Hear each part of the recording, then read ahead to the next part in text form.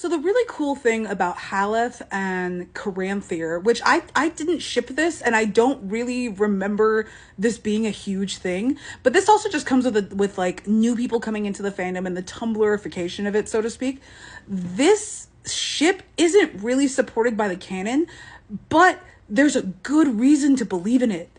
And a huge part of why this is so plausible is because of Tolkien's status, not as the writer of the Silmarillion, but as its translator. So based on what we know about Haleth and Caranthir, as far as I am aware, they come together once, they have a meeting, they come to an agreement, and they never see each other again. And there's not really a whole lot to base a ship on there, but I think it's just a what could have been, like, the two ships passing in the night. There is something romantic about that, but they weren't romantic as far as we know.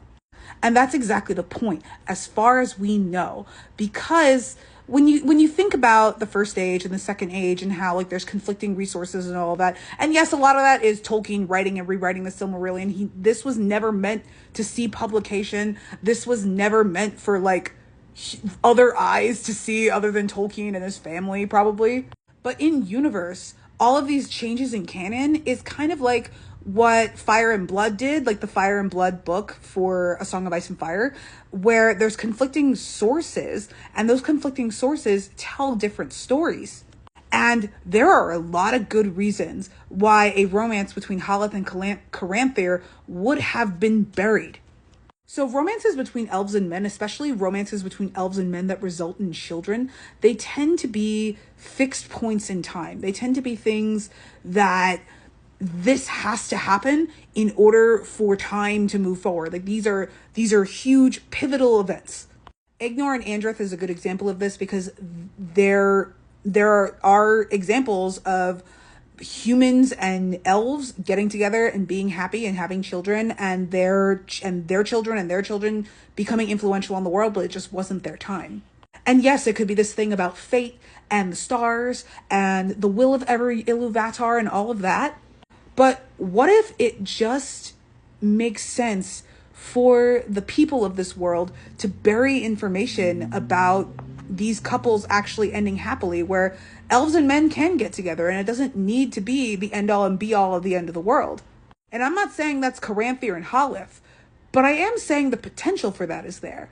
And at that point, we can start to think about the Silmarillion not as just a book, but as someone's translating of historical texts that have been culled by the people who wrote the text in the first place, because in universe, it's not Tolkien. That aside, though, I do think that Haleth and Caranthir are really interesting even without this meta commentary or this meta theoretical analysis happening, because Haleth, I think, to my recollection, is one of the only characters in the Silmarillion, in this like horribly dark story, to actually tell a joke. And then Caranthir, there's a lot to talk about how Caranthir alone, of all of Feanor's sons, was alone. He wasn't paired off with one of the brothers. Like, he was kind of treated like a seventh wheel, so to speak. And it wasn't really fair. Like, he gets treated like he's the shittiest of the brothers when really he isn't. It's Celegorm. It really is. Fuck that guy. That being said, though, Haleth and Caranthir are underrated as fuck. There's a lot to explore with them, and I love talking about this book so much, y'all.